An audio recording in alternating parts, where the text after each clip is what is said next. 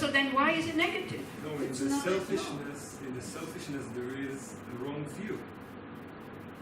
So it's better to have something without the selfishness. Yeah, but what if you don't? That's not the question. The question is it better to help or not to help? To help with selfishness or not to help at all? So that's not the question. No, the question is, why people say this is negative? If I help somebody because I understand it makes me feel good, why is this negative? It has in its delusion. Okay, but we have delusions also in many other things. It doesn't make it negative. It doesn't make the action negative. But it's like the way people tell me. It's like you shouldn't do it because it's selfish. You know? They think you pretend. Huh? Maybe they think you pretend. Well, I don't pretend. If I help somebody with the pram, how can I pretend? You know, if I help somebody with the physical action or holding the door, how can I pretend? What can I pretend there? I'm opening the door for somebody. How can I pretend? It's like you pretend the intention. Huh? It's like you pretend to have a good intention. It's not a good intention. No, I think it is, but I'm trying to understand together with you. So I think maybe it's like. So the person that I'm holding the door is kind of thinking, oh, I wonder what her intention is. But your karma camera knows what's your intention. Yeah. If the intention is selfish, not to think about the other, then it's not not as good karma. Anyway, I still don't understand. I think the judge. Look, I prefer somebody to have ethical conduct because they're concerned about their karma and then they don't steal my stuff, than somebody who is absolutely not concerned about anything and then steals my stuff. I don't care. If somebody helps me, I really don't care about their positive, whether they do it for themselves or for me or whatever. The main thing is that they're helping me. So we are so demanding that when somebody is helping us, they should do it out of an unselfish motivation. Come on, I mean, it's asking a bit too much, I think. On top of it, they shouldn't do it for their self-interest. Well, So this only applies to yourself, not to others, I think. no, but it was because somebody said, yeah, if he's doing it for himself. And then this person was kind of, then it's not a good action.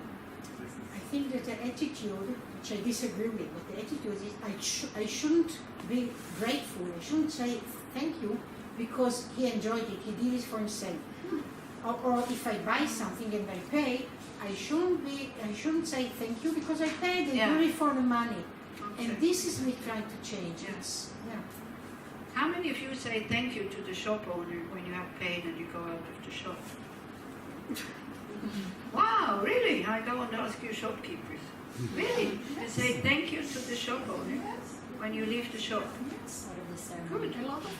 A lot of Israelis complain if they are not being thanked once they leave the shop, so it's a kind of a ceremony that... But usually it's we expect the shopkeeper to say thank you. Are you sure? Are you really doing that? Yes. Nice. It's very cultural, Huh? thank you. It's very deep in the culture here. It's just part of the ceremony. You go Yeah. out to say thank you. Okay. Okay. So you just say it or you mean it? I also. Does it matter? It was funny when I came to the Gopa. Also, somebody kind of went down. I said hi. I said hello because I usually say hello. He said, "Oh hi, how are you?" But he was already gone. So it seems to be also a little bit here that people say "Mashlomech" or "Mashlomcha." Don't listen to what you have to say. We have the same weather as California, so Yeah, maybe the guy is coming from there, exactly.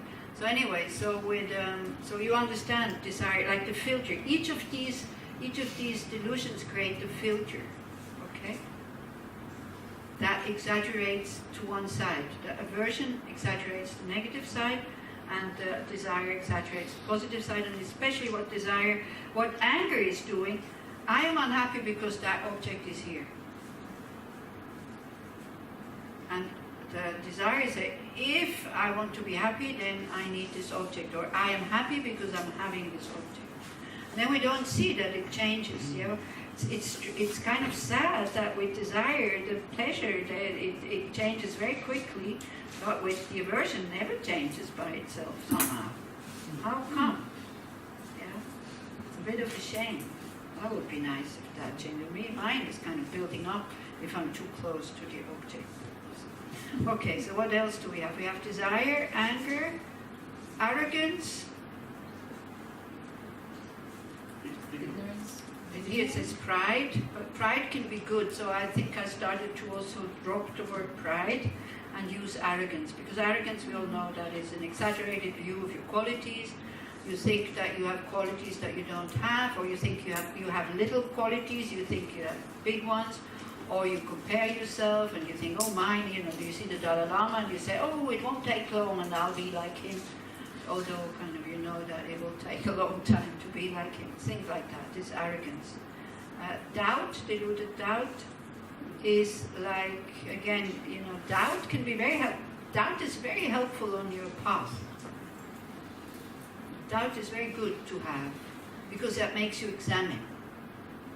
Does it make it? Doubt, examine.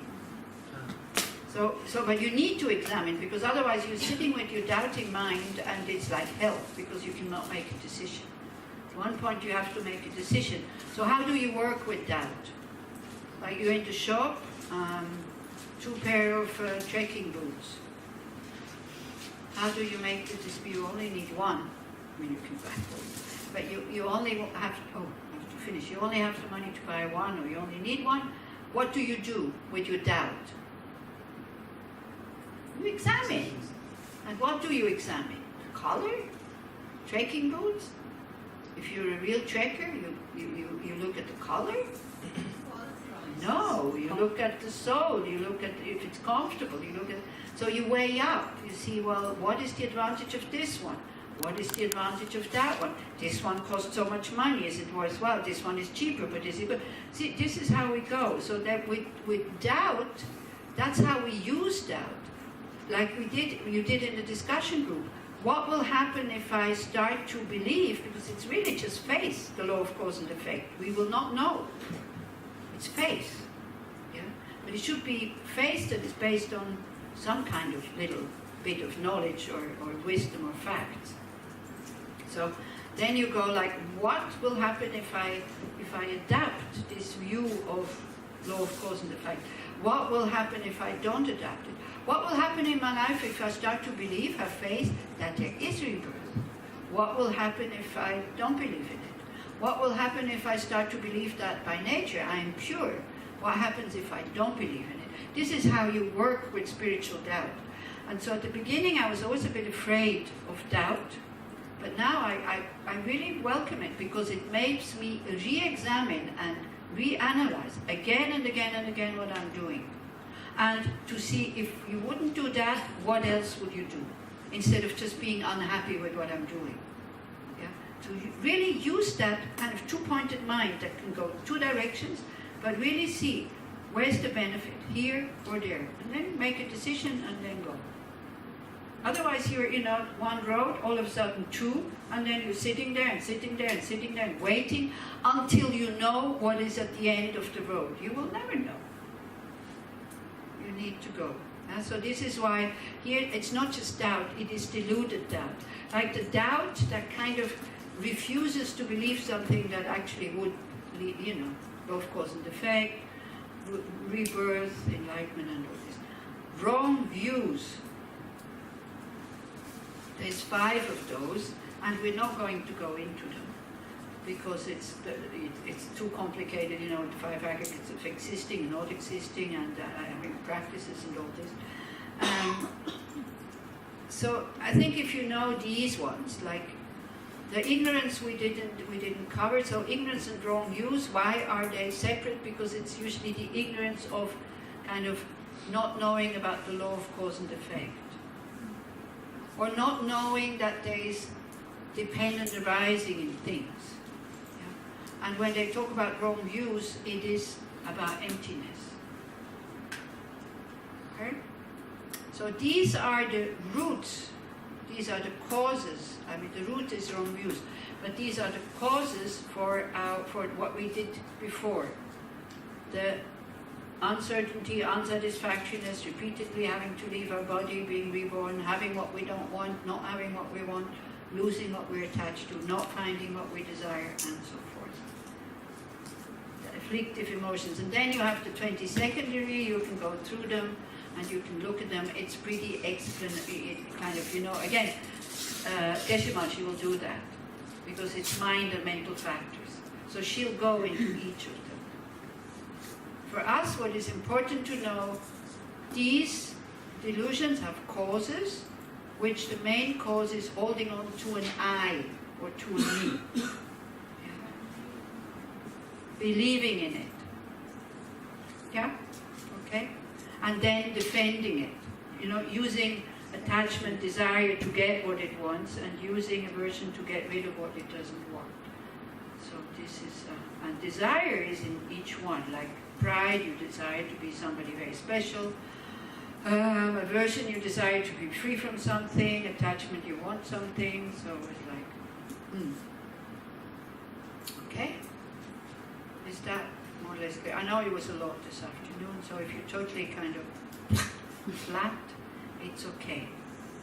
So now we go and have dinner. Again, maybe use it, what you did yesterday as my last dinner. Again, that becomes impermanent because the first time it's very strong how you feel, the second time a bit less strong, third time not, then it's just a thought. And nothing happens anymore.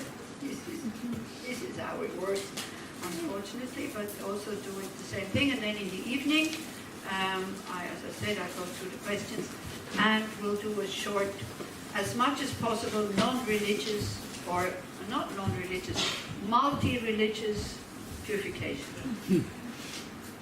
All-inclusive religious or atheist purification. Can I have more questions? Or should we... Okay. Thank you very much. And please enjoy your dinner.